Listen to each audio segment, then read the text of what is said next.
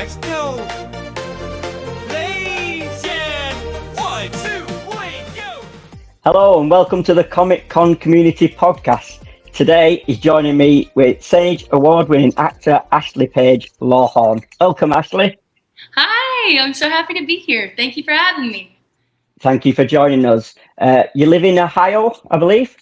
Yes, so I'm kind of spread out throughout the United States, but Ohio is one of my main hubs, along with Chicago, Atlanta, and New York as well. How's the weather? Because we just have rain in the UK, that's all we have. Honestly, Ohio, it is sometimes considered a really boring state, but they have all 4 seasons. So sometimes we have some really good sunshine weather, and then we get the snow, we get the rain. But thankfully, it's not like that all the time in the UK. We have some sunshine that comes through. So let's get started. How did you get started in acting? What was your first role? How did it all come about? Yeah, absolutely. So I think like many actors, I wanted to do it since I was young. Like a young kid, that was like a dream. I want to be an actor. And as I started growing up, I realized I was a little shy. And so I really put it off for a long time. I graduated college and decided, because what I got my degree in was psychology, nothing to do with acting. And I was just like, you know what? I've got my big girl job. I've got money, time. I'm going to act. I'm going to finally do what I said I've always wanted to do. And so I started actually just researching on YouTube all of these just techniques and like how to get into the industry and the craft and like trying to learn all of that. And I probably studied on YouTube and reading books for like a year. And then on top of that, after that first year, I started taking classes with like different studios throughout the United States. And we ended up, like, I think I did that for a year as well. And then I finally booked my first role, which was such a small role. It was, which all of us have to do it, you know? Yep. I think I ended up driving 3 hours away for free and worked a whole day and then drove 3 hours back for free one day. And that was my first role. And I was like, you know what? This is going to be a long road because there's a lot of people like that out there. But that's pretty much how I got started. I, through classes, I networked, and then from there it just became, oh, okay, she can act. Also, she's friends with this person. Let's bring her on. And then the ball started rolling, and now I'm working with friends and different new filmmakers all the time, and it's really cool. Excellent. So how do you like get into character for a scene? Is it basically what the director tells you about the story, and then how do you go away and go, right, this lady's this kind of person kind of thing, you know? Yeah, no, absolutely. So before a scene, or even like when I'm just going through the script, I do a lot of script analysis where I'll just break down my character's relationships to other people in the story. And pretty much, you know, I just identify what's my role in this story, not necessarily who the character is, but what's that character's role? What are they pushing the story forward? Are they trying to, you know, hold the other characters back? Are they kind of a nuisance? That kind of thing. So yeah. I really just dive in and kind of dissect it to the extreme. And I think the psychology degree kind of helps me in that respect, where I love it. I'm like, my brain works as an engine, and I'm just like plug and playing. And also I love doing something where I look at the characters, my character in particular, and kind of just see what parts of that character plug into me and what parts of me plug into that character. What's similar, what's different, and kind of just get a feel for the whole tone of the script and also with what the director gives, you know. But a lot of times, I mean, you may start a scene and you have no idea what happened right before that scene, especially if it's an audition or something like that. And so for a lot of actors, you really have to dig deep, do the investigation work, and it kind of just starts to unfold for you a little bit. And then you get to play and put your spin on it, you know? So how did you deal with the audition process? Because we had Bethany Weather on, who played Dorothy in Wicked for Good. Yeah. And she was talking about, you know, actors go to all these auditions all the time, and you actually forget that you audition for certain things because, you know, it's a long process and you go into that many ones. And so how do you deal with that? Are you the same? Do you just forget that you've done that? Is it, you know, is it hard? Well, honestly, I think, yeah, sometimes I do. And I think for the most part, it's always the commercial auditions that, because those come in so frequently that sometimes it's like, oh, I did audition for that. I had an email come in one time where I had booked something and they messaged me and was like, hey, you booked. And I was like, booked what? I was like, that's amazing. What did I book? Let's go. And they had to tell me, they were like, it was this commercial that you had auditioned for. And I was like, oh, okay, I got it now. But there have been times where I can't even find the audition tape that I sent in. And then I'm like, I have no idea what this project is, because they, taken the cast and stuff down at that point. And so, yeah, it happens quite frequently. But I think as a general rule of thumb, for all actors, it's good to do the audition and then forget it. Not necessarily forget that you actually auditioned for something, but just to forget, and put it behind you, because it's time for the next thing. Yeah, because like Bethany said as well, the many times you get refused for things, and you might do 100 and get accepted for 2. So exactly. you can't dwell on them all. Yeah, you can't dwell on them all. That's like sales, if you were cold calling people all day, like, you don't want to remember the people that didn't answer. Exactly, yeah. So you said you studied psychology. Does that help with acting in, like, saying, getting into the emotional role? Oh, absolutely. Yeah, it really does. It kind of helps me identify a lot of empathy in the characters that I play. So because I have an understanding of, like, why people do what they do, or what could cause somebody to do that. And, whenever you have that outside, I guess, a higher understanding of why people do what they do, it's easier to say, okay, I'm on their side. Like, they had a point, they did it for a reason. And it does kind of help. It helps navigate that person's internal world and how they're kind of interacting, I think, with all the other characters. So if you've got a character that is psychologically struggling, would you go to the director and say, I know what she's going through, I can understand her and stuff like that? Or do you just go with the script? Or? No, honestly, it depends. It depends on the role. It depends on the director and, what the scene calls for. Because if it's something that the director is very specific about, they want it a certain way, they've got all these things lined up, I'll try to match that as best that I can and just give my essence towards whatever that is, in the character's essence, and sometimes a lot of directors that I've worked with have been super collaborative and have been like, yeah, you know what, bring whatever you have to this. I'm free to play around. Or they'll say, let's do it my way for a take, and then I want you to do whatever you want for this next take. Do it your way. And then they have something to play with there in their edits and stuff, which is kind of nice. Well, they'll be a bit stupid and silly not to use your expertise, really, I think. I say it, but they probably have to employ somebody to say this, and they go, hey, we've got you. So you come, yeah. Well, and I'm somebody too, like, when I work with filmmakers and, well, anyone, even crew, other actors, I'm a very honest person. I'm genuine with those interactions. So if I feel that something in the script isn't landing, or if I could, like, add something that would be even better, I will always, no matter what, suggest it, because I'm like, why not? Well, if I, like you said, they can always do a take, and if they don't like it, like you said, they just scrap it, don't they? But exactly. It's worth having another point of view. Yeah, another point of view. Exactly. It's like, you gotta use the talent that you got, Yeah.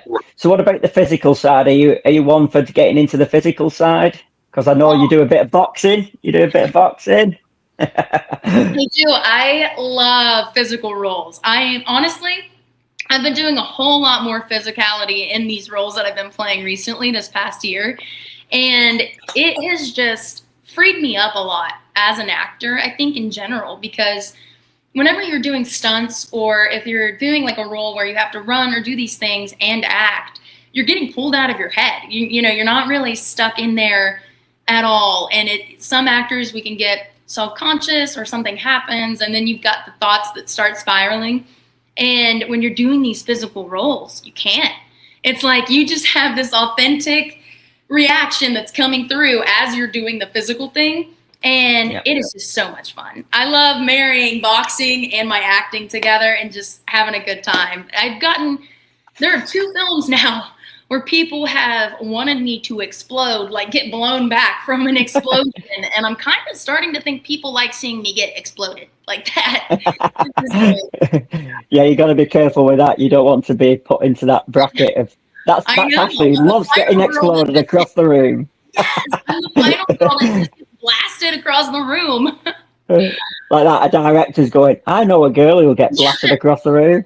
Oh, she can fly. Let me tell you, I got a girl right now. I've seen it. So, how did the boxing start? Was it because of the acting, or was it fitness, or do you want to do it professionally, or?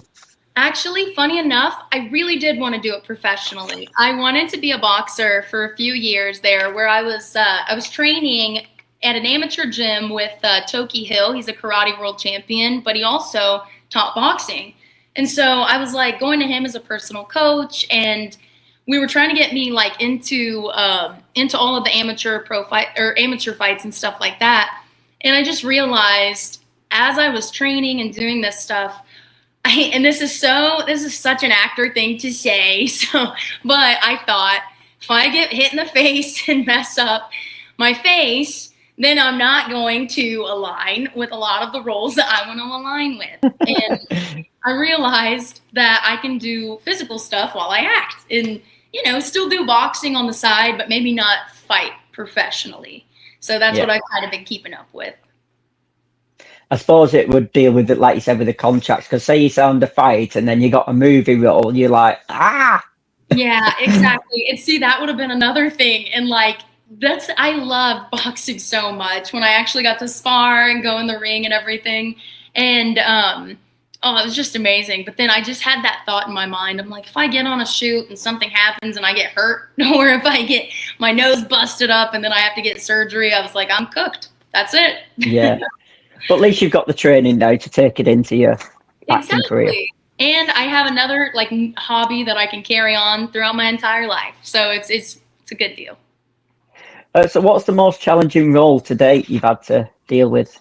Ooh, I would say the most challenging role is actually one that I'm filming right now. And it's in a film called End of Another Time, and it's a feature. And it's basically about a band in the early 2012 era where it's in Cincinnati, Ohio. And I'm the drummer, and this band kind of falls apart. And my character is based off two real life people. And everyone else has, their characters are also based off real life people. But I have two people, and they only have one. And so I've been trying to really work with this balance between, okay, what side is coming out in this instance? Is it this person or is it this person? Because the character was made with two people in mind. And so it's been a really, really dialed in experience with our director, Joe Cox. He's a great director, and he's helped me a lot with trying to like navigate this role. But it is pretty difficult trying to play two different people in like one role, actually. So I'm finding that out. So do you prefer working in film, television, or like you say, you mentioned commercials, or is it just basically what role comes up? Honestly, I just love acting in general. I really do. I would prefer to do film. I think the end goal is to continue making movies, but eventually I would love to be in a series or, just kind of keep elevating in the film realm. Commercials are fun whenever it comes to just being free, being able to act, but also a lot of crew and other actors on these sets are just amazing. And so really, I get something good out of it every time because I'm getting to connect with really good people and just have a good time playing pretend. So I think film would be what I want to do primarily, but I'm always having a good time playing pretend. So I think it's good for our viewers to understand like the commercial side. Like we just see that like a 10-second clip on TV, but to film a commercial is not 10 seconds. No, it is all day.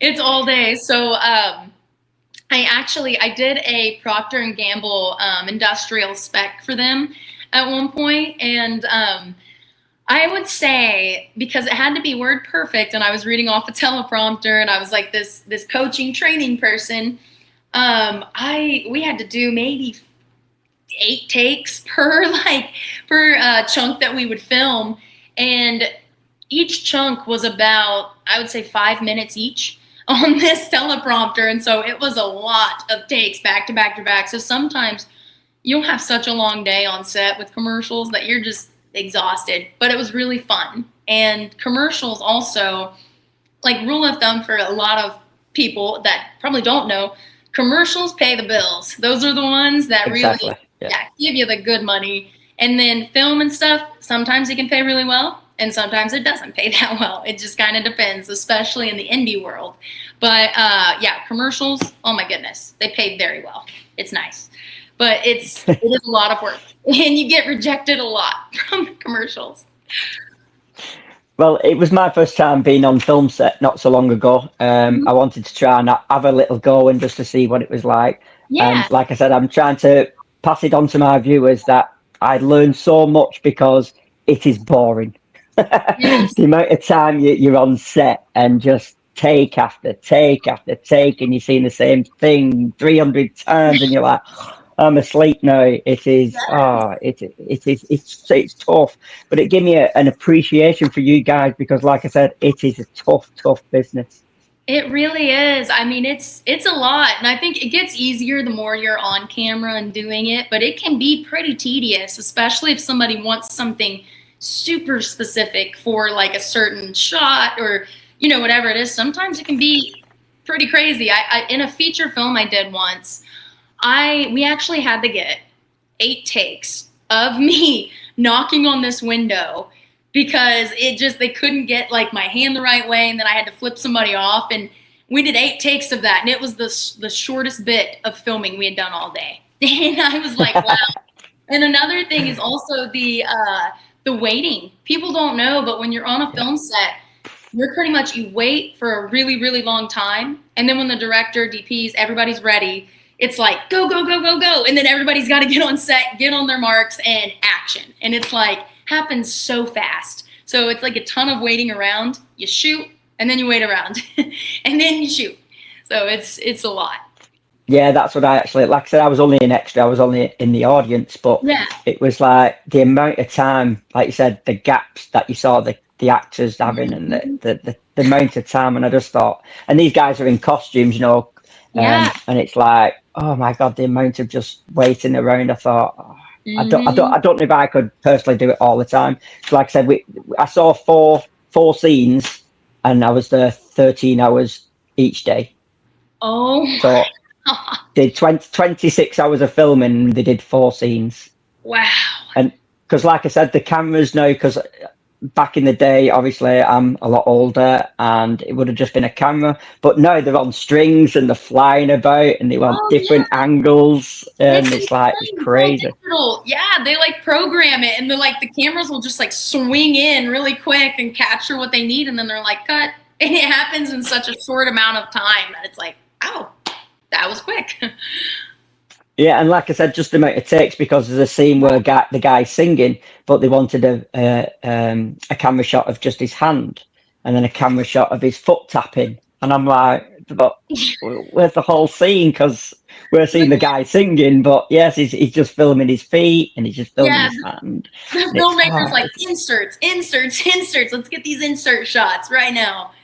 And that's it. And since doing it, that's what I want to get across to our viewers is, like I said, it's tedious. It's a lot of hard work. It is. It's a lot of long days and nights, that's for sure. But I feel like it's one of those jobs where you just want to keep going back, because it's like there's always a new character to play. There's always a new something to step into, which is so much fun.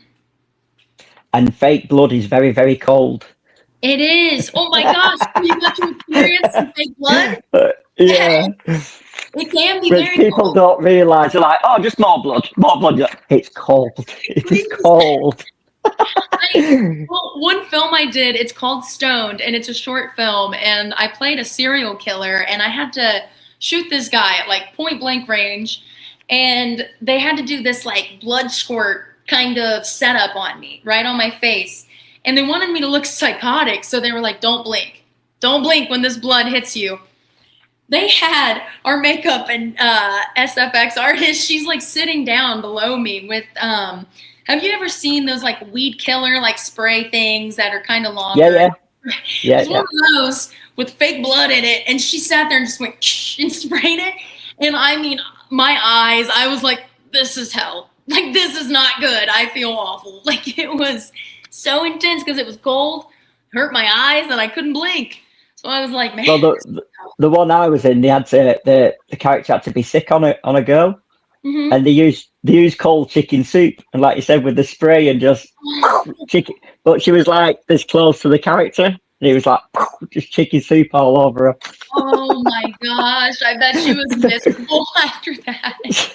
That's what I thought. I thought that was your scene, just getting chicken soup all over. I thought, oh, bless her. Chicken soup. What a day on set. And it's like 2:00 in the morning, freezing, and I've just got chicken soup all in my face and all in my long hair. And you know what? I feel like sometimes acting is like a humiliation ritual that we kind of just put ourselves through, where it's that's what I thought for her, because I thought, bless her, because there was about 3 or 4 girls there. He said, no. And she like, I'll do it. And I thought, good on you. But that'll get you far. That'll get you far. Someone's got to like take. You said, now the director's going to be ringing everybody. I know a girl who'll take chicken soup. Exactly. That's how you stand out. Volunteer. So what do you want to accomplish? Do you have a target? Is it, I want to be this, I want to be that? Or what's Ashlee's goal? I would say I have a lot of goals. I have a lot of little goals that I'm kind of, build up to each year. So I try to do this thing where throughout the year, I'll set, a set number of goals for myself that are attainable for that year. And then like maybe a new agency or connecting with casting or getting on a certain amount of features or just those kinds of things. But I would say main goals long-term would be, I'd love to be a recurring like character on a series that's, either streaming on any of the platforms or on TV. And especially, have you heard of Mike Flanagan? He directed The Haunting of Bly Manor. Yeah, Haunting of Hill House. Yeah. I love his work. I think that his writing is beautiful. And also he does the horror genre, which is right up my alley. And so one of these days, I would love to be in one of his shows and get to, just experience it, just to be around all these talented people. So I'd say also to continue doing it, because this is an industry where so many people quit and so many people get burnt out and don't really make it to see the end of their journey, if there ever is one, And so I think a long-term goal of mine is to have longevity in this career and just do it for as long as I can and, continue affecting people. Like, as long as people are enjoying what they're seeing, getting something from me and learning something, I'm fine with it. Those are good goals for me. I think we've got that across from a lot of people we spoke to, is you've got to enjoy it. If you don't enjoy it, like you said, that's when people quit, because people just wake up someday and go, I'm going to be an actor, go to the first audition, like you said, they don't get it and they go, I quit. Yeah, or they expect it to be easier than what it is. It's not easy. You're selling yourself at that point. It's sales on steroids, because there's not really a set standard for how you can navigate your career. And that's why there's so many also like business coaches out there for acting as well, because a lot of people don't know where to start. They don't know, once I do get an agent, do I rely mostly on them? Do I do any work? And it's like, you do the work, but some people don't know that. They'll just rely specifically on their agent to do everything. And there's a lot of education that goes into it that I don't think gets touched on as much as it should. How does the agency work then? People really don't understand that, because I go to a lot of Comic Cons, and this is why we do the podcast. And we always see celebrities and they've always got an agent, and it's always like the agent takes control, and you think, and for us, we're looking back and thinking, the celebrity's a person, can they not make up their own mind? Or, how does that kind of work? Exactly. So I'm going to be honest, for the higher tier actors, I don't know how that would work, like our Hollywood-esque stars, I don't know what their process is. But for the working actor that, is is jumping on a set and they got a day player role, or they've got a co-star role, or maybe even a recurring lead or anything like that in a series or a feature. Basically, what you would do with an agent is they kind of help you figure out what's the best way to sell you. Again, that comes from your package. So your headshot, your resume, your theatrical reel, those sorts of things. And they'll kind of guide you a little bit, but they really aren't as hands-on as what some people think that they would be. A lot of times, I mean, I submit myself to roles every single day. I'm online submitting myself to roles. As my agents are doing that too, they're submitting me as well. And so that way, you know, I'm not just saying, hey, do all the heavy lifting. Because I know where I want my career to go, I kind of jump in and say, hey, I've auditioned for these. This is what I submitted for. I think this is my lane. This looks good to me. And I would say for a lot of actors, you know, if you're looking for an agent or anything like that, find one that really aligns with you. And don't, you know, because you can get an agent and they are nothing like what you expected them to be. But maybe they don't communicate that well. Maybe they don't, you know, talk to you in the way that you want to be talked to. Like maybe they just treat you like a number instead of a person. Sometimes that happens. So it's really good to vet, ask other actors, hey, are you signed with this agency? Or, you know, see what they're doing. And then you would apply, whether that would be online through their website, or a lot of times people will just email directly to these agents and pitch themselves, which is, I feel like, a better way to go because you can kind of add your own personal spin on it, you know?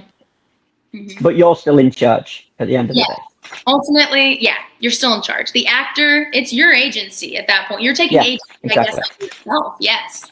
And so you're truly taking care of business. It's like, think of agents as like an asset. They're an asset for you to help push your career along, but they aren't driving the ship for you. You're driving, and you're deciding the direction in the lane that you want to go. They're just like a helper on the back that's really pushing you and trying to do that kind of stuff. So it's and like you said, they can take the slack and they can take the blame if you don't want. I can't do that because my agent said so. Yeah, my agent said no. Sorry. Yeah, my agent said no. Sorry. We hear that a lot. My agent said no. My agent said nada. You're the boss. You're the boss. That's what we don't understand. Yeah. I need to start saying that instead of honestly, saying that's what we do. We hear it a lot, and we this is what goes over our heads because we're like, ain't you in charge? Yeah. So and you the boss, and they're just. But I suppose that's what they're there for. That's what they're paying them for. So I don't not like it. It's just getting an understanding of it. That's all. Oh, absolutely. Well, it's its own beast too. You know, it's kind of like it's a balance of networking at that point and collaboration. So, and there's a lot out there to choose from, which can also be a little tricky. But so you've mentioned you do boxing.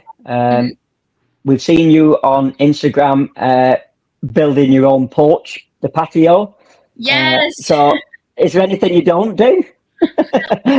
Well, I used to say I don't, like, the only thing that I don't do is my taxes, but I actually had to do my own taxes this year. So I would say there are so many things that I can't do, but I think I only show people what I can do. Most of the time I'm like, hey, look at this, I can do that. And it works out.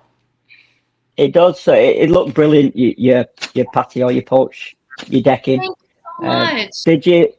Did you just say I'm going to do it, and that was it? I did. So I love woodworking and working with tools. Obviously, I mean, I'm even wearing a flannel. I look like a girl that would be outside chopping wood right now. You're going chopping a tree after this. That's what you're doing. Got in for chopping some trees down. No big deal. But yeah, so I just love that stuff. I think it goes along with being like physical, and also I grew up being a tomboy, so I'm very used to being around all this stuff. And the porch, I just saw it and I was like, you know what? This could look so much better than what it did. And so I just, flipped the whole thing. And I was not smart about it though, because when I first started it in the dead of winter off of, I think, a manic episode of wanting to get my hands onto something. So I started it, and then a snowstorm came. I didn't get back to that sucker until like March. I think, and it was January when I started, and So you had holes everywhere like that trying to step over. I couldn't use my force for like 2 months. I was like, why did I start this? Like, but I got it done, and it looks good, and I was really proud of it because I honestly, when I started it, I had no idea how I was going to accomplish this or refurbish it. I just knew I had a vision in my head, and I was like, I want this to come to life. So really, I trusted the process. It got so much worse before it got better, and thank God I trusted it because it actually worked out. Brilliant. And at least you got your hands dirty, and you can look at that every day and say, I did that, and be proud of that. I can feel proud of it every day. Exactly. Yeah. So have you noticed a change basically in the weather, let's say, of like Netflix now? Because it seems that even big actors are coming onto the Netflix scene now. Yeah, no, I've seen that. I feel like there is a lot of back and forth with that, with big production studios right now and independent studios. I see a lot of actors, especially SAG actors as well during this time, not necessarily being as on board with a lot of these bigger productions with like streaming platforms like Netflix and Disney and all of these guys. And rightfully so, because it kind of sometimes does feel like just money runs the world. It's like, as an artist, I think that's hard for us also to gauge because we know money shouldn't run the world. What should run the world is art, living, creativity, just being kind, offering a hug to your neighbor, that kind of stuff. And it's like, just big industries have kind of come in a little bit hot, I think, at times. So I don't know. It could be up in the air to see, if more people are going to go that route. I did see, though, that a lot of these big studios now are taking on vertical films and things like that. Have you heard anything about the vertical market at all? I've not, no. Yeah, so it's a growing market, and it's basically made for like your phone or any social media platforms, and it is basically what it is. It's a vertical film or a vertical show, whatever they want. But a lot of these things are like pretty, I think they need to fine tune it just a bit because some of them can be very extreme with violence or the other way with like the sexual stuff. And I think they could find a happy medium and really make these things a lot better. And it would, soar. But it's picking up speed here in the United States for sure with vertical reels. And what's your view on AI? Because like I said, it's probably going to take young actors like yourself jobs. Yeah. Basically. No, absolutely. I think AI can be used as an asset, but I think it's overused. And I think that people are abusing it in a way that is really, hindering a lot of actors, especially, because they were talking about even replacing background actors with AI versions of themselves because they bought them out. And there's a lot of contract stuff involved. And it's just really sad to see that right now people are so heavily relying on that when there are people that can give them that genuine human experience. Like, why are you relying on a robot to give you a genuine human experience? That's kind of my thought process with it. Do I think it can be a great asset? Absolutely. I do. I think any technology, if we use it the right way with limits, can be a great asset and tool for us. But I do think it's being overused. And I mean, like, it's good for the scenes. Like, so like a lot of America, they come over to Manchester and Liverpool in England to film because we have bigger buildings or the building structure or the old buildings, let's say, than filming, like say in Ohio or New York or whatever. So, but with the AI, they don't need to come here. They could just use the AI. So it's kind of good for that. But one thing that would hurt me is, like I said, I was a big Christopher Lee fan, and I don't want to see him on screen. No, I don't want to tarnish that, that actor's legacy, because he's actually an actor's legacy. And to just see a hologram of him in a film, and it's like, no, and it doesn't feel right. I know I've seen that a few times in certain like instances, whether it be like award shows or anything like that, and I'm like, it just doesn't feel right. It doesn't feel like natural or like it should be kind of happening. And it does take the legacy, everything they built. And it's like you just put a robot in that. Like yeah, that doesn't make any sense to me. Well, I don't know if you know that they did it with ABBA. What is it? ABBA. Have you heard of ABBA? Oh, yes. Yes. Yeah. Well, they did the whole concert with AI. Are you serious? Yeah, and people paid money for it. Oh my So they gosh. broadcasted it onto the stage and did. Wow. See, what? Why? I would want to see ABBA like physically there. Like what? Yeah. You know what? It's crazy. Actually, well, speaking of AI, I did and it's on my Instagram, the Pepsi spec ad that I did. I don't know if you got a chance to watch it, but it is making fun of AI and how a lot of these companies are using AI to create their holiday ads. And like, it just goes in on these people, but it's also kind of satirical because my character treats her employees like crap. Like, so the whole time, like trashing AI, but also she's being kind of a jerk to the people around her and just so cocky and confident about what she's talking about. But it plays right along with that, though, with like AI's. Oh, I'll have to check that out. Yeah, you should. Let me know your thoughts when you watch it, because it was such a fun one. So I don't want to bring the tone down, but what was it like through the strike? Pretty depressing, I suppose. It was. It was very depressing. But honestly, like I feel like it was one of those things because I'm not in SAG. I'm SAG eligible. So basically, that means I can still do the non-union lane. But if I do another SAG project, then I have to join SAG. So then, they make it mandatory. But for a lot of our like non-union actors and stuff, we didn't see necessarily as harsh of a halt. Because I was still filming while the SAG strike was going on. I was on set, I was traveling, like all of these things. It was like my life didn't stop. But what made it hard was watching all of my friends, all of these other brilliant actors be out of work and not have a way of means to make money. And I don't think anyone expected it to last as long as it did. And so a lot of people lost out on money. I'm sure people were displaced from homes because of it and probably had to put even their career on pause for a while because, I mean, how are you supposed to get paid if you can't go do your job, right? So exactly. And do you think it helped? I do think it helped, but I think that it could have been a better deal, I think, for a lot of SAG actors. But I think for what was given, I think that it is good.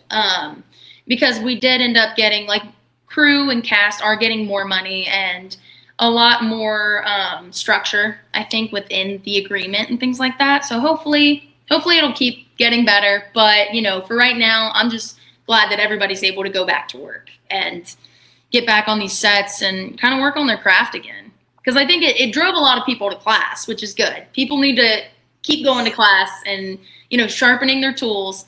But I think people got a little, antsy and anxious because it's like, all right, I've been to class for like 6 months now. I need to get back on set and like work right now. So I've been learning, sir. You're putting in, coach. Yeah. Let's go.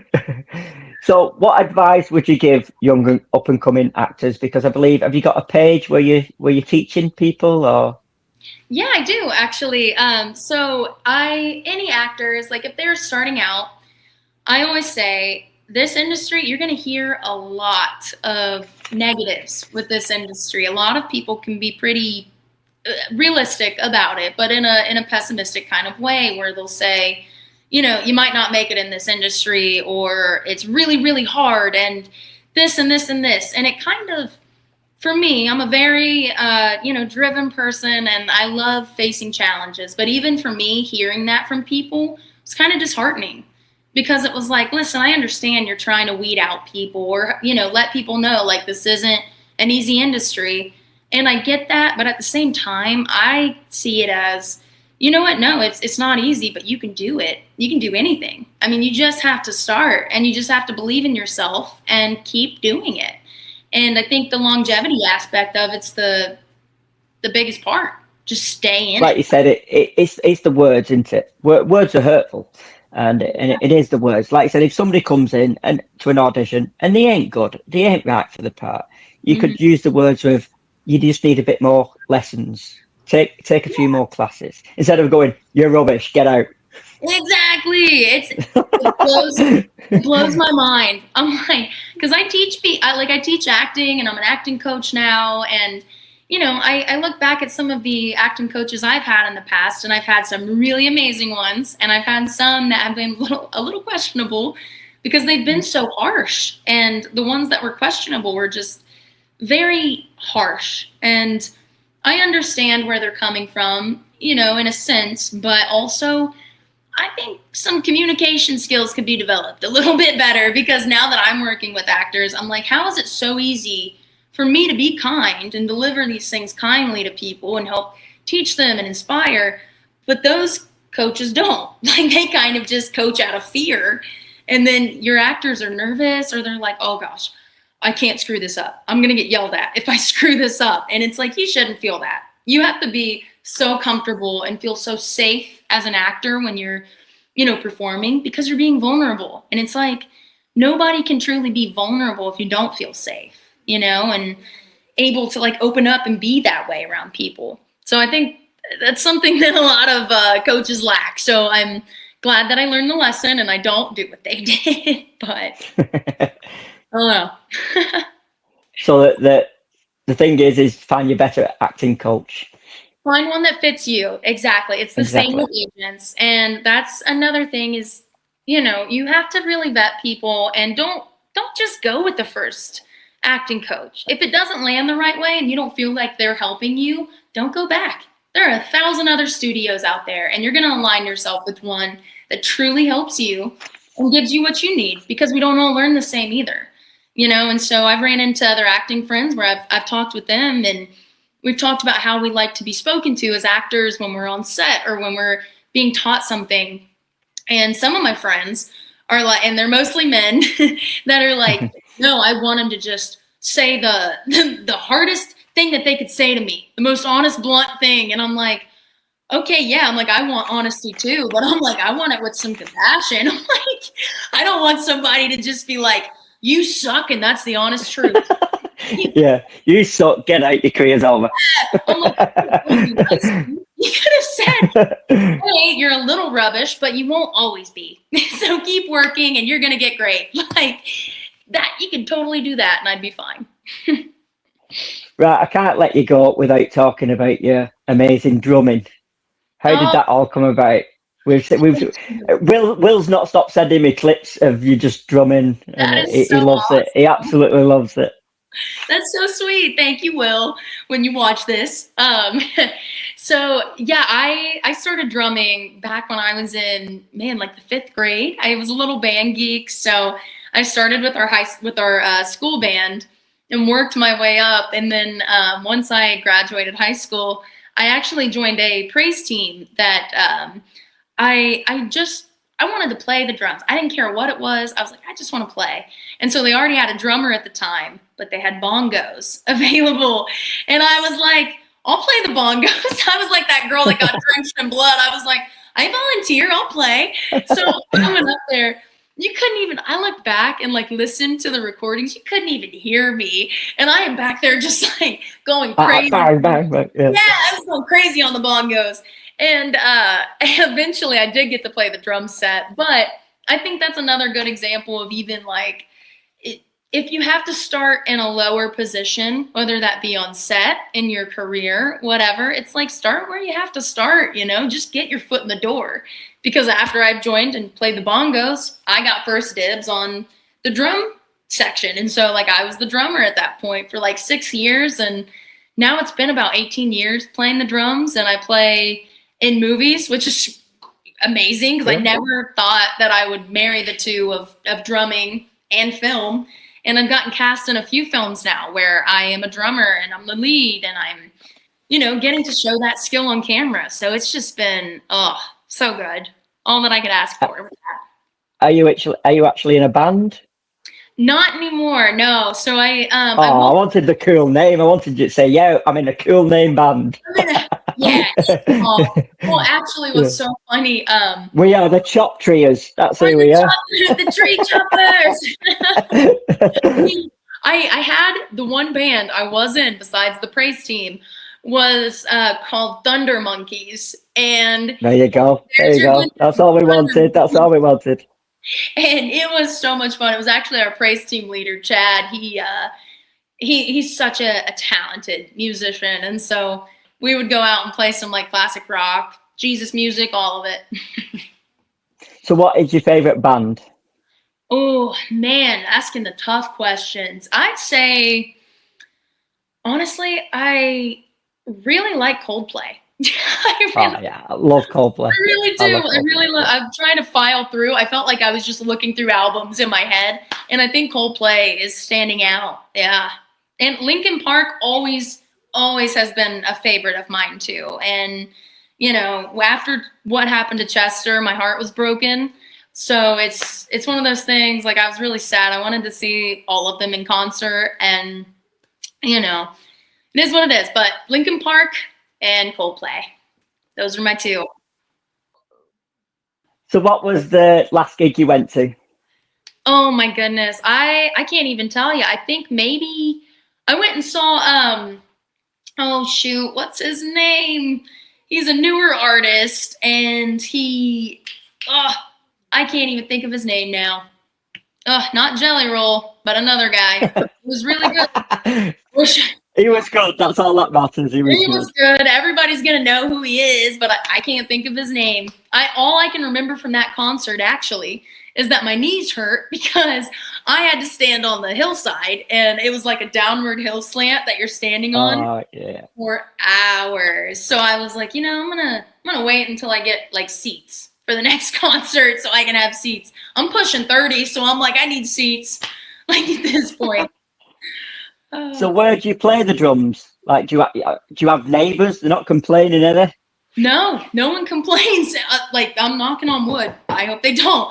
But no one complains. And honestly, what's funny is I always thought growing up, my neighbors down the street hated me for drumming. And they actually told my mom and a lot of people around us, they were like, I miss hearing her drum on that hillside over there. And like, I guess it would just echo down the hillside, and I had no idea. And I'd sit there and play for hours, and I know the neighbors were like, because it's the drums. There's no like rhythm to it, or melody to it, I guess, you know? And so even though the rhythms are okay, but the melodies aren't there. So yeah, thankfully, no noise complaints. But I do have a setup in the basement right now, and I try to record my drums down there, and thankfully it is in a basement. So it's a lot quieter than what it used to be. Excellent. So we've nearly come to the end now. Would you like to give a shout out to your page on Instagram so people can come and follow you and see all your great music? Absolutely. Yes. So you can go follow me on Instagram at Ashlee with 2 E's, like Bruce Lee, but Ashlee _page _Lawhorn. And then I also have a website. It's ashleelawhorn.com. And you can find all of my coaching stuff on there, any new films, previous work I've done. You can find it all on there. And also, I wanted to bring this up. Airshift, one of the films that I was the lead in, is actually being shown right now in Cannes Film Market in France. So really excited about that for the team. And it's also on Amazon Prime, Tubi, and YouTube. So if anyone wants to watch a zombie horror serial killer come at me and my character try to survive the night, give it a watch because it is kind of cool. It's fun. Well, I'm sure Will find all the links and put all the links on the page for people to click for you. Yeah, absolutely. Thank you. We have one more favour. Yes. We do mystery questions from the universe. So I collect questions from the universe, and we do 5 random questions. I don't know what they are. They come from the universe. So we've just got to hope that the questions are okay. What reality competition do you think you could win? There you go. Ooh, Survivor.